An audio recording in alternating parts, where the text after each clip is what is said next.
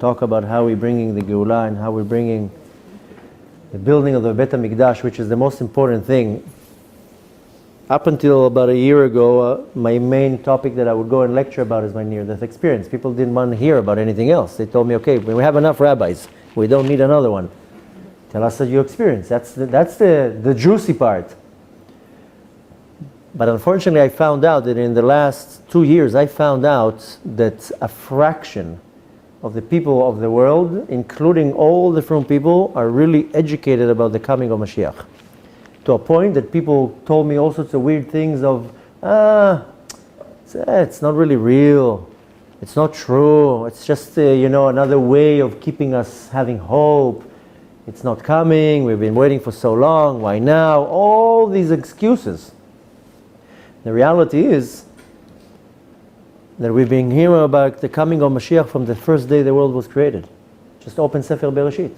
The first verse, it says, Bereshit bara Elokim et hashamayim ve'et haaretz. Hashem created the heaven and the earth. And the next verse that it's talking about, ve'haaretz הייתה חושך על פני תהום, ורוח אלוקים מרחפת על פני המים. And this second verse is talking about the 4 exiles, and רוח אלוקים מרחפת על פני המים. This is רוחו של Mashiach. This is what the Midrash says.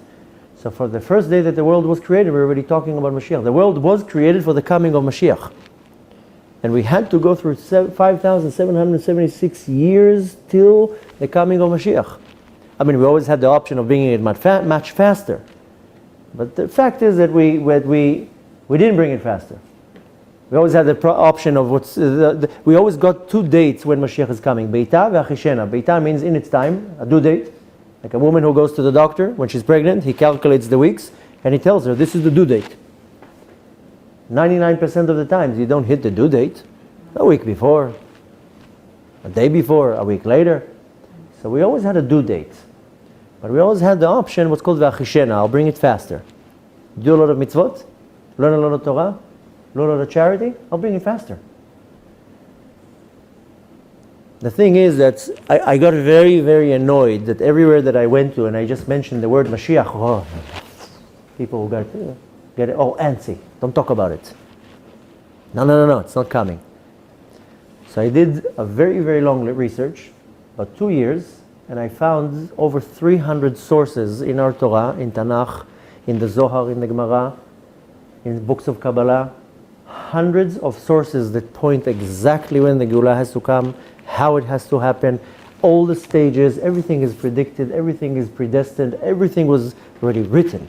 We're just going on this path. And the point is that we are waiting for Mashiach for so long, but the time of Beita is now. And of course many people say, we've been waiting for so long, why should it happen now? Why now? Because exactly like a woman who has to give birth, she has a due date. So a woman is not going to give birth 4 months before. It's actually very dangerous. More than that. Nobody stays more than that. Baruch Hashem, I have 6 kids. My wife has a habit, every kid is 2 weeks late. And every time we go to the doctor says, we got to induce you, we got to operate, we got to this. And every time we tell the doctor the same thing. Don't worry. The last one also went out. Nobody's staying in there. It's okay. A few more days, he'll come out. The thing is that the due date, we already passed the due date. We already passed the due date. The due date was already, according to all the sources, Tafshin Ayin Bet in 2011, 2012. This is the due date that all the sources give. Of course, there's different time frames, but we have a buffer between Tafshin Ayin and Tafshin Ayin Vav, which is these are the years that we are. These are the times that Mashiach can come. And there's bemet hundreds and hundreds of sources. And this is what I want to talk about tonight. You can find, I have 3 lectures online that they're talking about the coming of Mashiach. Just go and look at it on my website. It has a lot of information. Not only that, I compiled a lot of these sources into this book. You can later on get it. That's not the point of tonight. The point is tonight is to understand that the coming of Mashiach is right at the doorstep. What is your website? I'll give you later all the information. I have. So the website where you can find it is www, and it's called atzmut.com, ATZMUT.com. All my classes, everything is posted over there. And when you go to the website, just search for, just do in the search box, Mashiach. All the videos about Mashiach will pop up. But the one that I was talking about, it's a 2.5-hour lecture. It's called Mashiach is Coming, Are You Ready? And it's a very, very, very good lecture. It got 40,000 views within 3-4 days. And I'm not exaggerating, I'm Bennett, not exaggerating. 2-3 weeks after the lecture was posted, I got about 3,000 emails of people telling me that they applied for Nefesh B'Nefesh, asking me what moving company to use to go to Eretz Israel. I got unbelievable emails of people getting the point, because the point is that Mashiach is coming any second. And the same way that right before the baby comes, you get all excited. So the point is that nobody's excited that Mashiach is coming. Nobody. Go now to any person and tell him, do you believe that Mashiach can come tonight? I'm building a house. Let me finish the house, and then he can come. I have to finish college in a year. I just get married. I didn't get married. All these excuses. Just today I met this young man, he tells me, I don't really want Mashiach to come so fast because I'm not married yet. So, I don't know. Told him, don't worry, Mashiach will be Mesadar Dikashushin. What are you worried about? The point is that nobody is excited about the fact that Mashiach is coming, and nobody really realized what we're missing by the fact that we don't have the Beit Hamikdash. So now we're in the 9 days, and we're supposed to mourn. So we don't eat meat. For some people it's not mourning, for some people it's a joy. So some people take it the extra mile. They don't shower. They don't wash their clothes. They don't do this. They don't do that. That's not really mourning. That's really, really not mourning. And the mourning is basically the external part of it. The point is that we don't even know what we're missing. And you know when we realize what we really appreciate is when we don't have it. And you know, Baruch Hashem, I have the zchut of constantly traveling around the world. And I'm very little with my family. Now I'm here for 2.5 weeks. I'm going back to Israel this Thursday. I'm 10 days in Israel just for my boys, both of their birthdays and Tisha B'Av, and then I U-turn back to the West Coast for 3 weeks. I'm coming back 1 week, I U-turned into the UK. So I don't have much time with my family. And you know when do I really, really appreciate them? When I'm away. Then I appreciate my wife, how special she is. I appreciate my kids. We appreciate things when we don't have them. The problem is that when they're around us, we get annoyed by them. And when they leave, then we cry, oh, why? So the Kadosh Baruch Hu realized that we don't really appreciate what we had, so he took it away. There's a reason why we had 2 holy temples and they were destroyed. It wasn't by chance, there was a plan.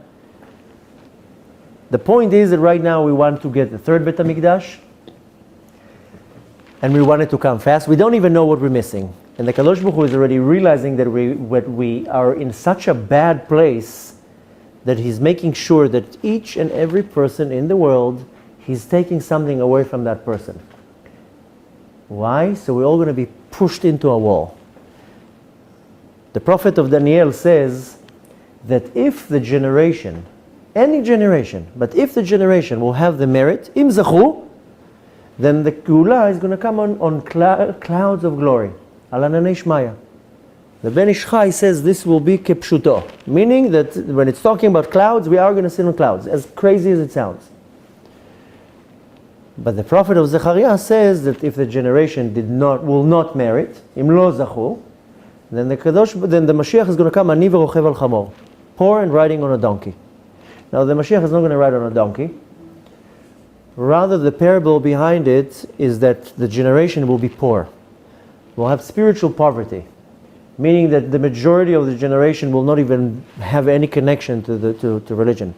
And even the frum people will have spiritual poverty, because their mind is not going to be so much on the Torah. Their mind is going to be on the mortgage and on the fleece and on this and a nicer car and all these nonsense. But when it says that anir v'rochev al chamor, riding on a donkey is chamor. A donkey, of course, it's a parable.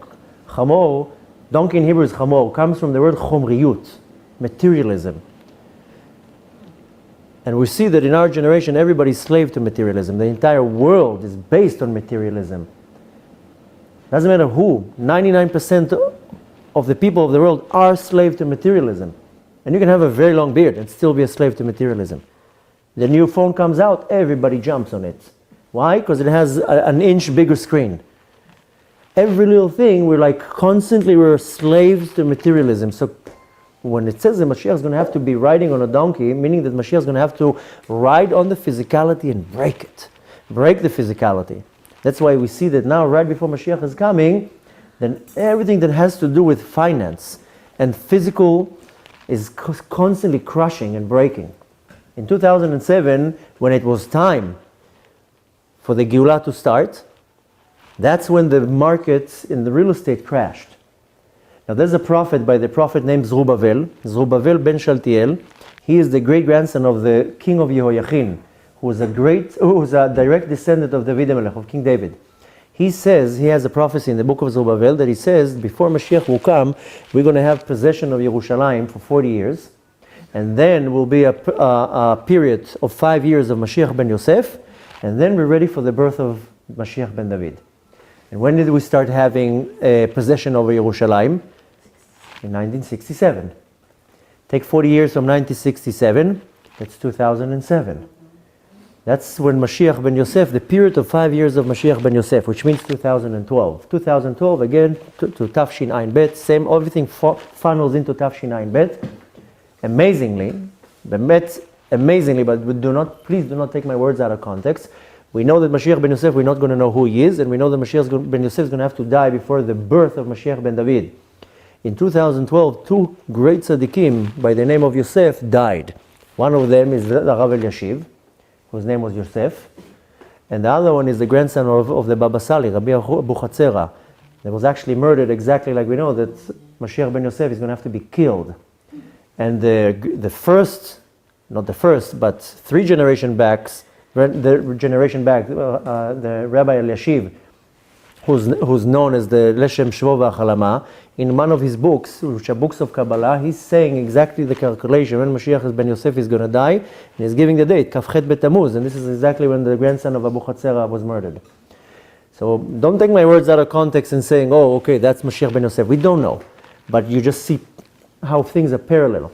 And exactly at the death of Mashiach, at the time when Mashiach ben Yosef, the period of Mashiach ben Yosef should start, we see that that's when all the physical structure of the world started falling down.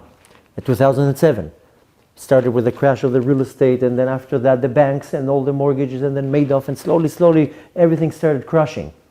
In 2007, the great Mekubal in Eretz Yisrael, Rabbi Yitzchak Ginsburg, said now is the shift where the world is starting to shift from physical into spiritual. And we see what slowly the world is losing its value. This is one of the greatest simanim, the signs before Mashiach is coming, that the physical world will slowly crumble to a point that when Mashiach comes, we're not going to have money. There's not going to be currency. There's not going to be banks. We're not going to have credit cards. We're not going to have it. E-credit. Excuse me? E-credit. Exactly.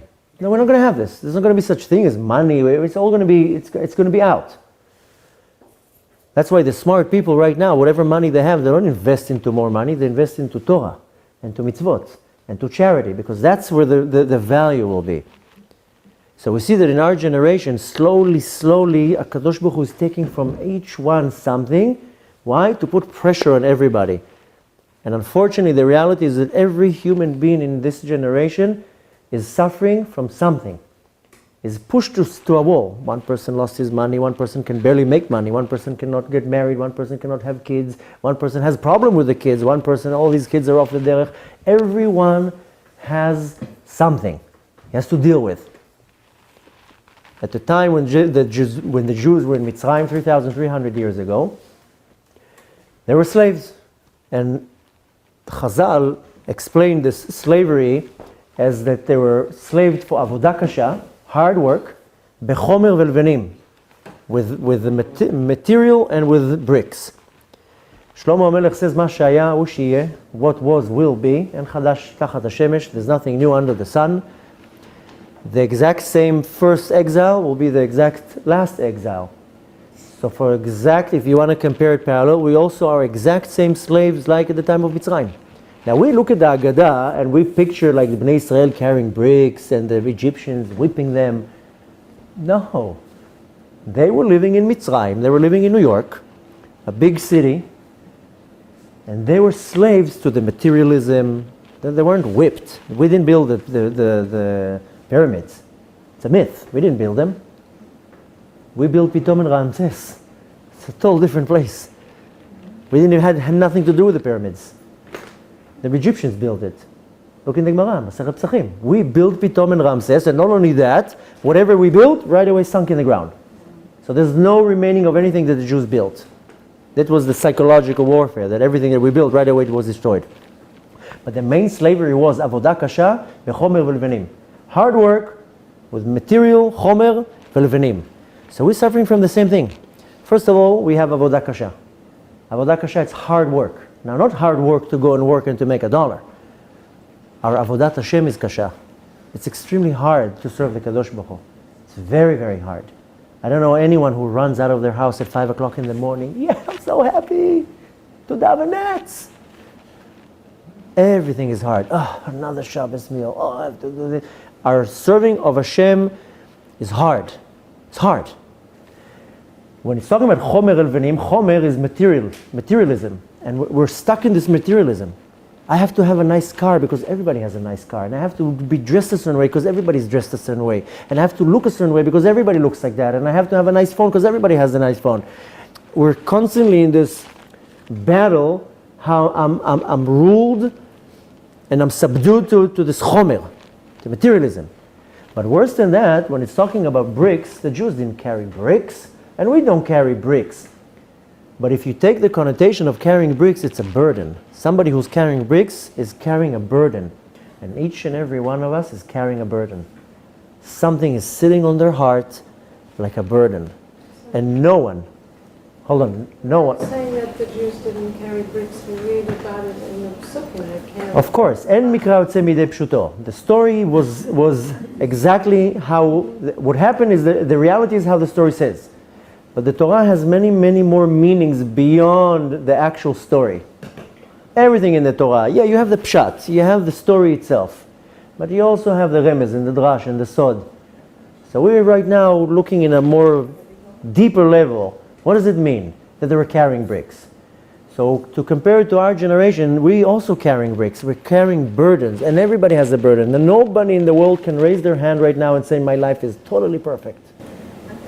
I raised my hand, but I wasn't going to say that. Baruch atah Adonai ba'olam But I she'akol mean, yamdo. is it really that different today than it was 40 years ago? I mean, people always carry burdens and Not like today. struggles and pain. Not like today. What's the difference? Today everybody's carrying that. That's a whole different thing. Listen, I can't compare every little thing. The reality is that there were times, go back to the 70s. People had a lot of money, business was easy. Of course, all generations have had problems and burdens and difficulties. But look now, in our generation, the difficulties are already unbearable. The pain is unbearable. Almost any sacred house. I think this is your take on things. Because when you look at history in general, we've never had it as good as it is today. At many, many levels, even as Jews living in America compared to Jews living in Europe, compared to Jews 100 years ago, I'm not even touching. What about in the Germany in the 1800s? They had it just very good also. The thing is like this, you can debate everything, and you're right to some extent, but the reality is that if you're looking at it in a very global look, look at it in a very cosmic look. Excuse me? People are lost nowadays. Yeah. Our generation is the worst of the worst of the worst. Always we had suffering. We always had problems, but we also had good things. Don't look at it right now at every generation to magnify every generation. Because in every generation there was good, and every generation there was bad. But if you're looking at a very cosmic way, look at it as a klal, as a general thing. Our generation is the worst. Not only the truth, the world at large. Excuse me? Yeah. Excuse me? In all ways. In the type of the burdens. Right now, if you want to sum it up, our generation is the worst of the worst. But I think what we should do, hold on, what we should do, let me go through the topic. I believe all the questions. Yeah, let me go through the point and then we can debate. Everything is debatable. The point is to focus on the point and not to look at all the distractions. This is the problem in our generations, that we constantly, somebody puts a point on the table and you right away move it off and you look at too many distractions. If you focus on the point, you realize you get the point. And our problem, one of the many problems in our generation, somebody comes and presents a problem and then everybody debates it. Don't debate, just look at the problem, pull the point out to take something out of it. So the bottom line is, without comparing other generations, and to segregate right now all the other generations, I do not believe that anyone in our generation can lift up their hand and says, everything in my life is 100% perfect. There's no such a thing. Don't compare it now to other generations. Well, let's concentrate on our generation. And in our generation now, everybody's dealing with hardship, with problems, whether it's in parnasa, whether it's with health, whether it's with their children. Some person can get married, this can get a shidduch, this can get children. Everybody's dealing with something, and unfortunately in our generation, people are dealing with 6 things at the same time. The point is that the Kadosh Baruch Hu now is pushing everybody to a corner, so we're all going to scream for Mashiach. Because we didn't scream for 2,000 years, we didn't scream for Mashiach too much. The Holocaust didn't cause us to scream for Mashiach. The thing is that Kadosh Baruch Hu just wants our attention. When I come home, okay, wrong example. A normal father comes home. Hello, I'm home. You know what's the reaction from the kids? Yeah. That's the reaction. Or many other things. If it's not like this, then it's like this. So what does the father do? I have a lollipop, I have candy. Zip, the kids run, give me the candy, and they go. The father wants attention, so he brings the lollipop. The kids doesn't care about they just give me the lollipop. So the Kadosh Baruch Hu wants our attention. So sometimes he gives us lollipop, sometimes he takes away the lollipop. He just wants your attention.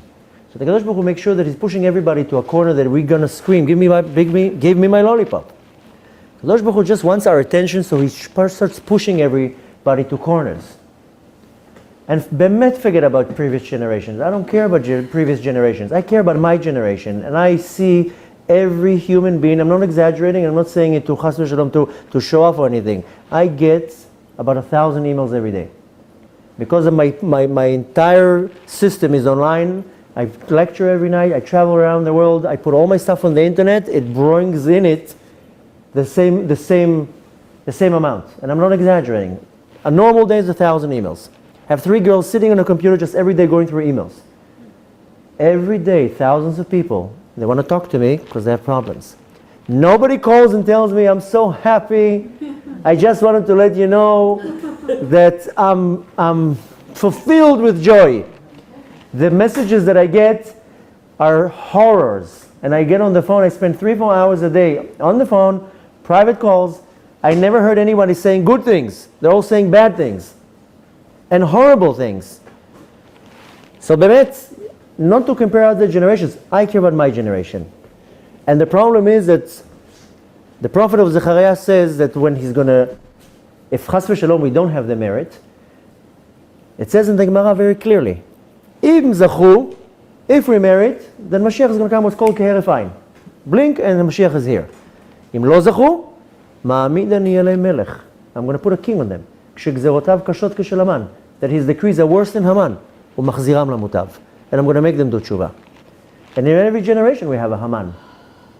Every generation we have a Haman. First it comes in the spiritual level. Haman is a klipa. It's a descendant, it's a manifestation of the klipa of Amalek. The Amalek is the klipa that cools us down. You come to a shiur, you get all hyped up, all excited, you go out of the door, all the air goes down. Relax. Don't need to get so excited.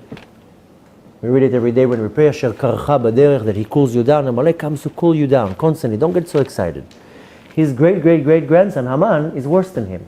So we always have an Haman in the spiritual level. We also have an Haman in the physical level. And every generation we have a Haman that comes to destroy us. We read it in the Haggadah. So last generation we had a Haman in Germany, Machshimo, he killed 6 million. Every generation we have an Haman. We have an Haman right now in Iran. It's not case enough just to press the button, that's it. The point is that we don't want to get to that point. But we do have a melech, שגזירותיו קשות כשל המן, that it's oppressing us. Why?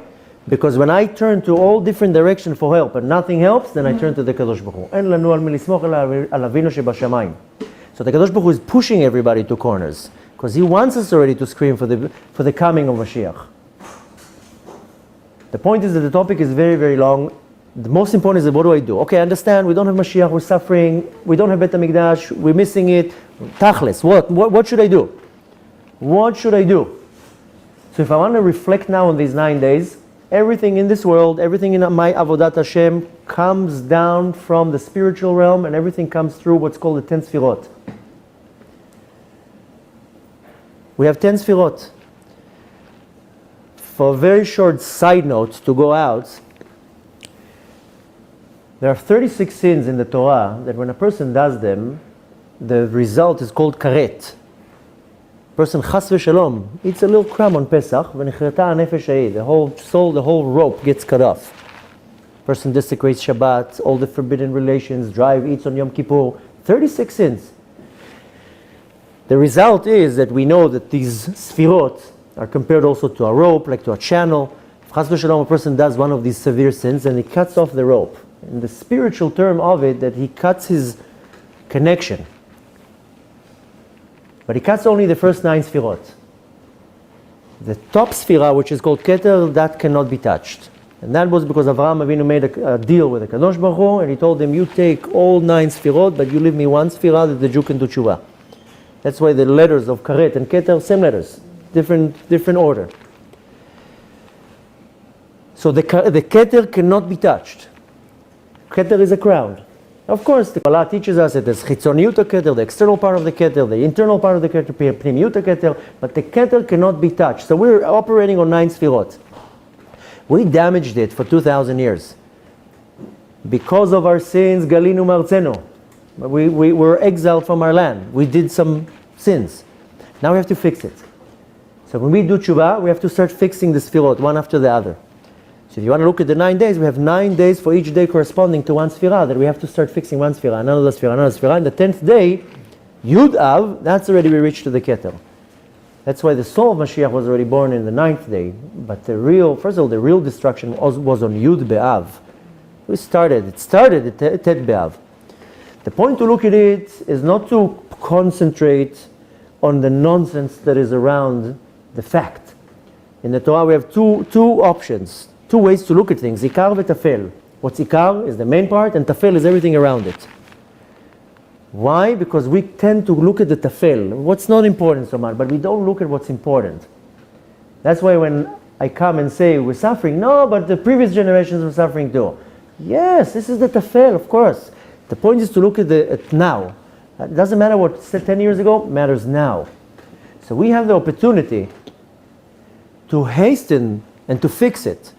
It all depends on us. At the end of the day, it depends on us. So the Kadosh Baruch Hu gives us the opportunity to do tshuva, each and every one in their way, and each and every one has to fix their arba amot, their 4 amot in the world, in order to fix the destruction, so we can get to the point that I can rebuild the Beit Hamikdash. Now, why did I mention Haman before?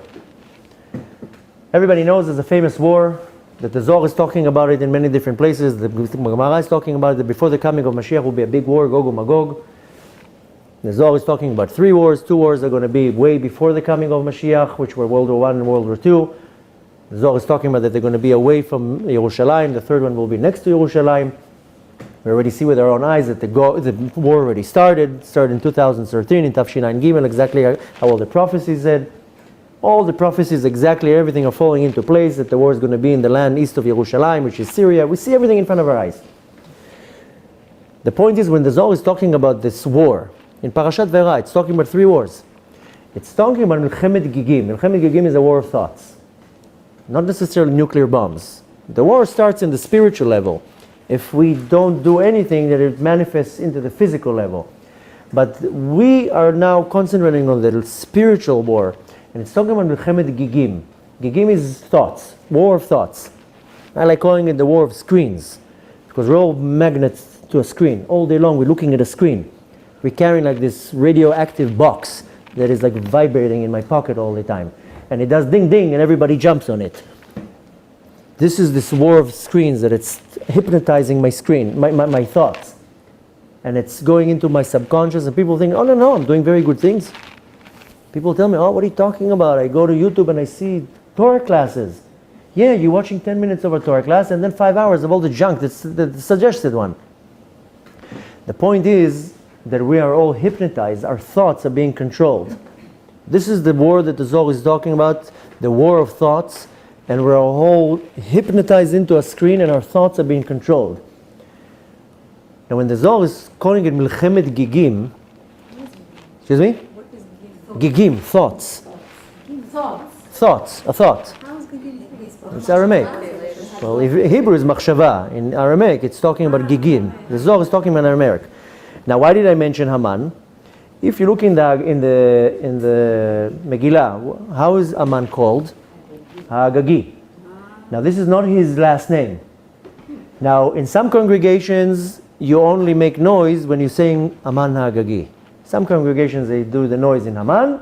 Some congregations in Haman Hagagi. Why? Because this Haman, this klipa, is the klipa that's controlling our thoughts. This is Haman Hagagi. In the Megillah, we have all the secrets of everything. The secret, the holiday of Purim, when Mashiach is going to come, this is going to be the most important holiday. This is the most holiest day of the year, that we say that Yom Kippur is Kepurim. It's like Purim. It's such a holy day that we don't fast, we don't not work, seemingly like a regular day, because it's way above Seder Ishtalshelot, way above the descending chain. Now in the Megillah, how is the Megillah called? Megillat Esther. Esther is not the name of the hero. Her name was Hadassah. Esther comes from the word Hester, concealment. So in the Megillah is all the answers to everything. And we see that in the Megillah, it's talking about 4 mitzvot. 4 mitzvot that everybody has to do, even women. Women are not exempt from that. Amazingly, all these 4 mitzvot starts with the letter Mem. Now the world, you see that the world was created with the letter Bet. Bereshit bara Elokim et hashamayim v'et haaretz. Every word, every letter in the Jewish letters have a meaning to it. The world was created with the letter Bet. If you look, it has a roof, it has a side, and has a bottom, but the left side is open. This is called Ruach Tzfonit, the northern wind where the Yetzer Hara can go in. So Hashem created the world with a gap, so there will be the option of a klipa, of a Yetzer Hara coming in. But right when we left Mitzrayim, what was the first thing that the Kadosh Baruch Hu told us? V'asitem lemikdash v'shachanti betocham. Now there's a great question. Why is he saying betocham? Betocham is plural. Should say betocho, in it. The Arizal comes and explains it, take the word and break it, betoch mem. So the mikdash is betoch, in the mem, but it's a mem stuma, it's a square. It's not an open one.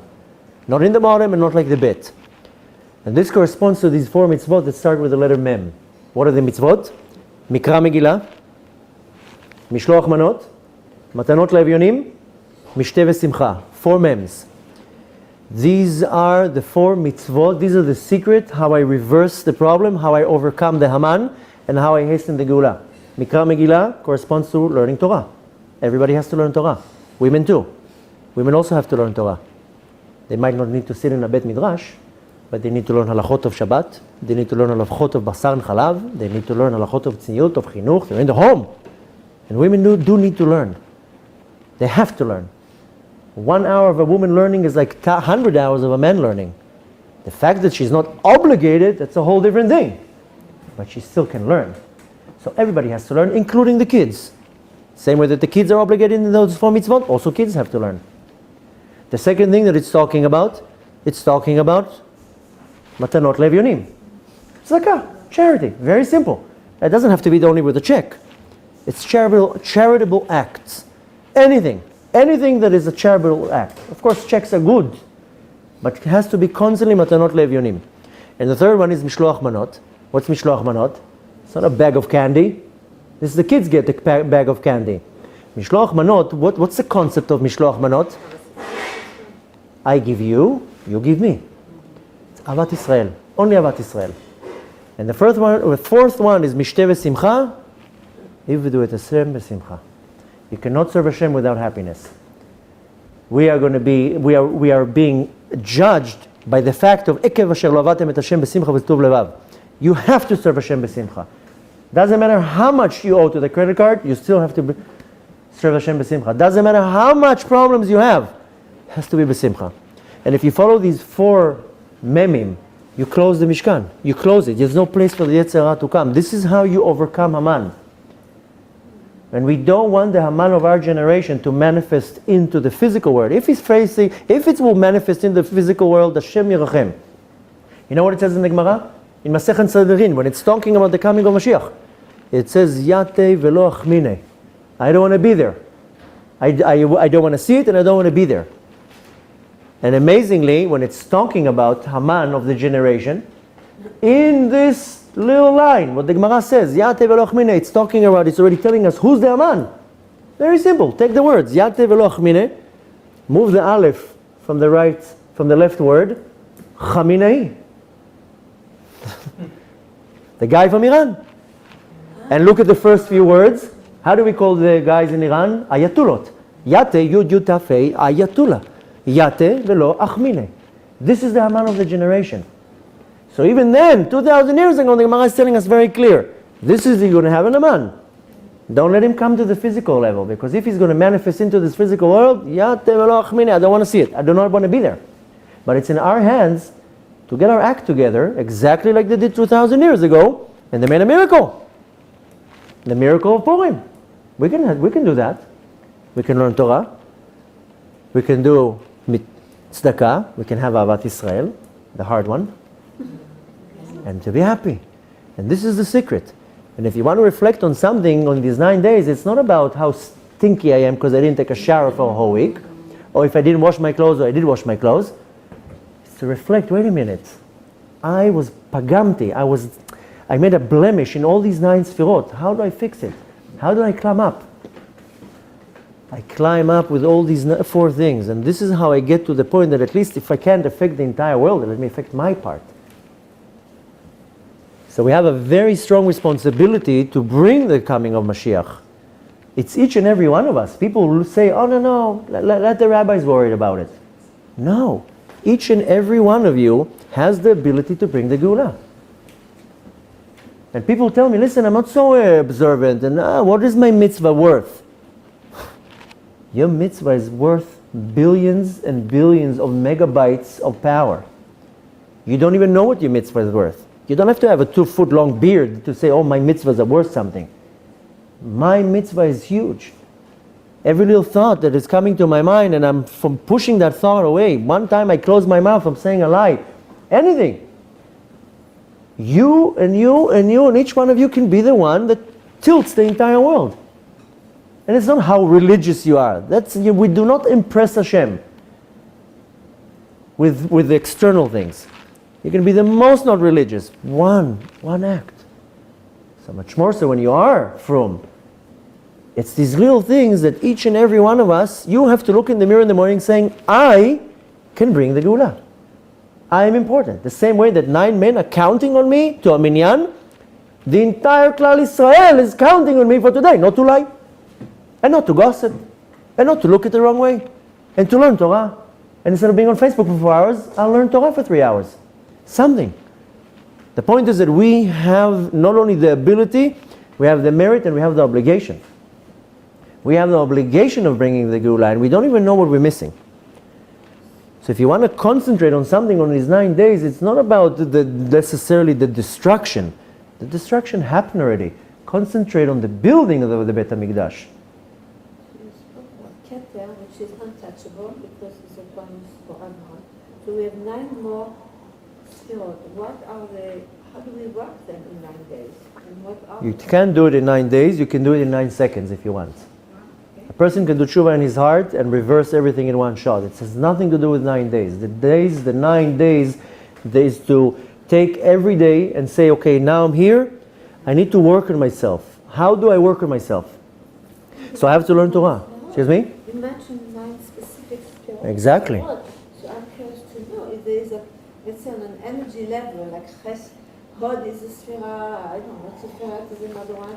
Is there a correspondence? And is there a specific... The correspondence is, since we don't have time, is that you concentrate on these 4 things that I told you. Don't go again, like I told you, on the tafel, on the global look. Look now at what am I doing now? I just gave I just explained why 9 days. Why wasn't it on the 12th of Av? Everything is calculated. You know what we say when the month of Adar comes in? Mishenichnas Adar, marbim besimcha. What do we say? Mishenichnas Av, memaatim besimcha. It says that the times of the Geulah, the days of Av, will all transform into days of happiness.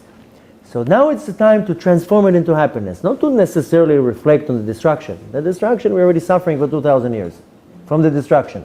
Don't look at the destruction now, look at how am I building it.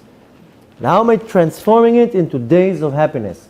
Don't get caught on the technicality right now. Focus on what you need to do, and you need to wake up tomorrow in the morning and say, okay, what's my agenda? What's my agenda? I'm praying. Doesn't matter, you can be a woman. You have to pray. Women think that they're exempt from praying. They're not. Women have to pray at least once a day. They're not bound by the time, but they have to pray at least once a day. And your prayer is like 500 minyanim. So we need your help. I'm not joking. One woman praying is like a whole shul full of men. We need your prayer. I'm not joking. We need everything, every little thing that we do. You wake up in the morning going, how am I being a much better parent today? How am I tolerating right now my spoiled child and I'm not screaming at him when he spilled something on the floor and losing it? Okay, so he spilled something on the floor. I have a problem with anger. Deal with it. If you, in your mind, saying, okay, what's my agenda today? My agenda is to pass another day and then go to sleep with a headache? No, my agenda today is how am I reshaping the world? How every second of the day I can do something. I can affect the world. I can affect my kids. I can allow my husband to go and pray in a minyan and go to a shiur. And we'll work together. I'll let him go to a shiur. He'll let me go to a shiur. Why should I don't need to concentrate on all the, we tend to concentrate on all the negative things. Don't concentrate on that. Concentrate on how I can reverse, instead of concentrating on the days of Av that are memaatim besimcha, that are diminishing the happiness. No, concentrate on how I can transform it into happiness. And the point is that when you understand that everything comes from the Kadosh Baruch Hu, so why should I be sad? You know why we become sad? Because we have an ego. That's it. If I will push my ego away, there's no reason to be sad. Why? Because that's the ratzon of the Kadosh Baruch Hu. That's what the Kadosh Baruch Hu wants. If he wants the Kadosh Baruch Hu for the business deal to close, it will close. If he doesn't want it to close, it's not going to close. Hashem runs the world. If I make my own will, then I'm constantly going to clash with the Kadosh Baruch Hu. If I subdue myself to the master of the universe, everything will happen exactly how it's supposed to happen. And why should I be sad about that? Etzev is the worst midah. Sadness. When you're thinking with it, it's kind of chutzpah. How dare you be sad? You're not accepting what Hashem is giving you? So of course everything is easier said than done, but the point is to take out from tonight is that each and every one of us has an obligation. We have a lot of things to do, and the time is running. And instead of concentrating on all the tafel and everything around, is waking up in the morning, sitting for 5 minutes and saying, okay, what is my day? What am I doing today? How am I utilizing my day? How am I going to be a little bit nicer to my kids today, a little bit more patient with my husband today, a little bit more patient with my neighbors? How am I applying, this is even harder, but how am I applying with myself, she said. How am I applying all these things to my life? I'm only going to tell you one thing and I want to finish. I have a student that Hashem Merachem, a few months ago, he was diagnosed that Hashem Merachem has a tumor in his head. Now he was born into a religious family, but he doesn't do anything. Doesn't keep Shabbat, doesn't eat kosher, doesn't care about anything. And a few months ago he got diagnosed, and for 3 weeks he was the tzaddik of the generation. He did not miss a minyan, learned Torah all day long. All his money was to charity. We're running around Brooklyn apologizing to everything. He turned the whole world around. And when I told him, when I approached him, he told him, listen, what are my options? One option is that I'm going. So at least I better get my act together. I want to come up there clean. But what's my other option? I don't want to die. I'm young. So I need to get on Hashem's best side. That's what he said. I need to get on Hashem's best side. How do I get on Hashem's best side? So I told him, why did you have to find out that you're about to die, Shem Yerachem, in order to be so frum? But you needed a sword on your neck to get your act together? The miracle was that the doctors told him after 3 weeks, don't worry, nothing there. Not a mistake. I think with him being how he was for 3 weeks, he was able to transform the Gzerah. The Kadosh Baruch Hu just pushed into a corner. And he told me, I learned my lesson. I learned my lesson. The point is not to wait till I'm pushed into a wall. Why can't I be super duper frum without being pushed to a wall? Why do I have to suffer? Why do I have to get to a point to the last minute to change myself? And the point is that I know it's hard. I'm not being, I'm being realistic. I know it's hard. Avodah kasha, it's hard for everybody. Serving God is not easy. But we're almost done. It's the end of the race. It's the last few breaths, a few more steps, and we're done. The point is that many people don't understand that we have a few more steps. It's a few more steps. All we need a few last breaths and we're done. And we don't even know what we're missing. So B'ezrat Hashem, we should all have the koach and the zchut and the power and this consciousness to go out of this door tonight and saying, okay, what am I doing tonight? I'm going to start saying Kriyat Shema L'Mitah tonight. I'm going to wake up in the morning, I'll right away wash my hands and say Birkot HaShachar in the morning, not at 11 o'clock. I'm going to do this, I'm going to do that, let me what I'm doing. Let me spend 5 more minutes with my kids when I'm not upset, when I'm relaxed. Let me do this, what can I do today?